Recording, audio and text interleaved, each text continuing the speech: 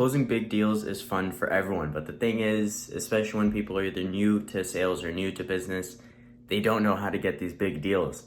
So essentially we'll go over today how to find the big deals and how to close them, as well as us actually performing the service on not a big home, but a big job. So think of this as like an educational vlog. Actually, I don't really like that word, but yeah, that's what it is. So to begin with, we're gonna go to the gym today. I don't really like recording in the gym, but then after that, we're gonna go pick up my friend, and then after that, we're gonna go buy some new equipment, and then after that, we're gonna go clean or perform the service on the big job. All right, so right now we're at the spot. They are like still mid-construction and everything. We are doing only these top ones. Hopefully we get to do the bottom ones another time, and maybe even the outsides, get more money. I'm kidding, but right now I'm just trying to figure out how to turn this thing on, Skyjack. I see the key, but I don't know if I'm doing something wrong or if I'm just stupid, but it's not turning on for some reason. So we'll wait for the guy to get here. He'll help me out hopefully. But yeah, super quick. The main way to get like really big jobs, like say this one, or like the biggest job that I had was this one home next to my school. It is literally one of the biggest homes in my city. Every time I would be going to school, I would look at this home, be like, yo, who lives in there? What do they do, etc. And then like after I graduated, I started putting up Facebook ads too. And the beauty of this is that you get access to people that you normally wouldn't get access to if, say, you're just doing door-to-door, or sometimes even just referrals. That's another good way of getting bigger jobs. But that was one thing that I did. And the thing is, especially when you're like selling to more rich, successful people, the way to sell to them, like you can't use any tricks, you can't do anything like that because they can see through it. They have pretty sweet BS detectors. So the way is literally just to be as honest and as open as possible. Like literally whenever I'm talking to these guys, now instead of being like, oh, we're doing this kind of discount and blah, blah, blah, I'm just like, it's $300 for the whole thing. This is the end result. If that sounds fair, all I need is your address. Like that's literally how I sell now. So the way that I get big jobs is first get in front of people different ways. Because with just door to door, like you can't have access to these gated communities, etc. So find a way to get in front of them over their screens, most likely ads. That's probably the best way. All right, so bonus lesson for you, always charge more than what you want. Because honestly, with this job, I bit off a lot more than I could chew. It's gonna take a lot more work to make this thing actually turn out perfect. All right, what is up? Today is day 2 of cleaning the restaurant. We are right now, in terms of the money journey, on level hooker pay at mass scale. No, I'll be honest, it's not his fault that I'm getting underpaid. It's my fault because I said a low number, but sometimes you gotta just bite the bullet. You gotta be a man of your word. You tell someone you're gonna do something, gotta do it. Even if you messed up, you gotta be the one who bites that bullet. I am so happy that we recorded the 2 days where I went to that restaurant to clean, because I learned a very, very valuable lesson, and I think it'd be good to share. So we all know that you should never underprice or anything along the lines of that. You should prioritize your ROI. You should focus on your return on investment. You should focus on making it worth your time. At the same time, you shouldn't live life just chasing money. You should also try and help out people. But with that being said, don't undersell yourself the way I did. So essentially, when I first met the guy, he showed me a picture of his restaurant. In the picture, there was 20, 30 windows, and he wanted the top ones cleaned, and then he wanted them scraped. So that's 2 different jobs. And I completely messed up. I told the guy 400. He negotiated with me, which is like the first red flag. He brought it down to 340. I go there. The first day I scrape everything, I show him. And he's like, okay, come back again. Now we'll do the cleaning. I'm like, oh my fucking God. I just did that. And now he's asking for more. So already 5 hours spent just doing this for him. I had to go out, buy new equipment and everything. And these were on my days off too. So I go back home, I chill for the rest of the day, already tired. And then the next day, my thumb was twitching because of how much I was scraping. And then I go back the next day with the water fed pole, and he was telling me to use water indoors, which is so stupid. The guy, he literally had the entire place is now like, actually, no, I don't know if it's water damage, but it's not good to have water or that much water inside. So I don't know, he can deal with that. But he told me to do that. I did it. And then, so now I had went over all of the windows. And by the way, it was not 30 windows. There was 100 windows in that building. So he did not show us to begin with. So already, it's just so much extra work. It's so much extra labor, so much extra everything. And to be honest, it was my fault.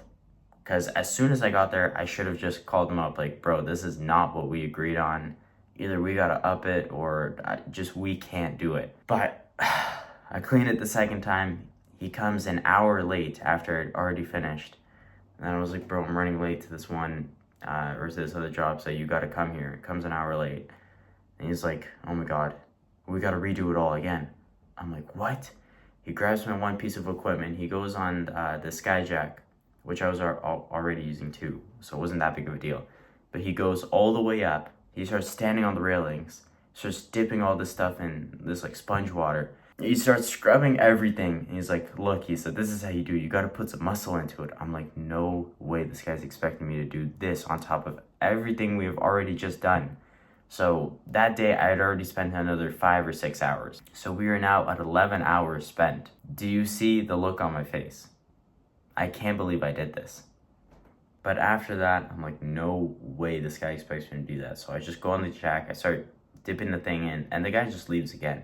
I'm like, you know what? 11 hours in, I gotta stop this, because even if I do complete the job and I get the money, it's just not worth me spending any more time. One thing that happens to a lot of people, I used to have this mentality too, is if you're already like deep in, or you've already spent a lot of money, or you've spent a lot of energy or whatever, you think, okay, well, I've already spent all of this. I can't just give up now. I have to push. And one thing that's really helped me with that thinking too, as well as just with money, is whatever you've spent, you're not going to get it back by spending more. Like that $350, I did not need it. So I was like, you know what? I'm in a good position. I don't need money. So I just called the guy up. I'm like, hey, this is way more work than we agreed on. I'm not doing this. If you want, you can just keep the money too. I don't care. I'm not coming back. This is way more than we agreed on. And then that was the end of that. And one other thing, while I was there, I was talking with some of the contractors. And this one guy was like, yeah, this guy hasn't paid me for 2 months of work. I'm like, no way. So after I just left, it taught me 2 very big things. One, never underprice yourself. Like, it's better to not make any money without spending any energy than to make a little bit of money but spending all this energy, all this time, all this extra money and resources, whatever. Because like with that 11 hours on my days off, I could have either spent it making YouTube videos, or I could have literally just went out and done regular work, be it knocking on some doors, creating some ads, cleaning someone else's home, or cleaning another commercial building. I would have made the money back. But yeah, I didn't do that. And then one other thing that it helped me realize is that money is honestly a good thing. Like, the only reason I was able to be like, you know what, fuck this guy, fuck this job, I'm not doing it, was because I already have a good amount of money saved up. I don't need the money anymore, and that's a good thing. And that's the thing that you should strive to get towards too, where you have so much money to the point where you don't do things just for the sake of money. It gets you a lot of peace of mind. So if you aren't already at that degree, I would say just focus on that. Stop spending on things, stop buying food, stop buying whatever, stop going out. Just focus on saving money until you have a fair threshold. For, say, someone our age, like 18 years, I'm above this, but I would say like 1 to 2K is enough, or maybe even 500, which is like, the more you have, the better. It just gives you even more and more and more and more and more peace of mind the more you have. But I don't know, it all depends on you, what your expenses are like, what your responsibilities are like.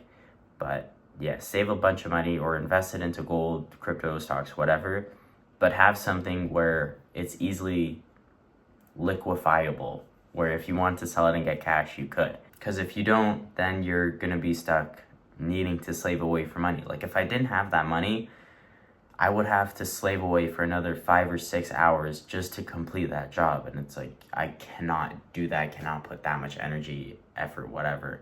So it worked out well for me in the end. I don't think it worked out well for that guy, because either he had to do it himself, which I hope he did, because that is some shit work, or maybe he found someone else that he got to take advantage of. I don't know.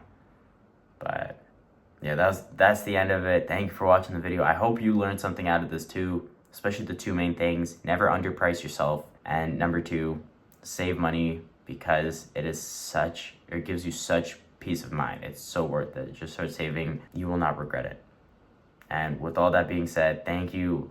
I guess just before we go, if you want to be around more like-minded people, join the Discord. I'm thinking of trying some new things in there, so come in there, say hi, message me, say hi, and join the newsletter. I haven't posted anything on that in a while, but they're going to be coming back, and when they do, they're going to be nice. So with everything being said, thank you again. Enjoy the rest of your day. Bye-bye.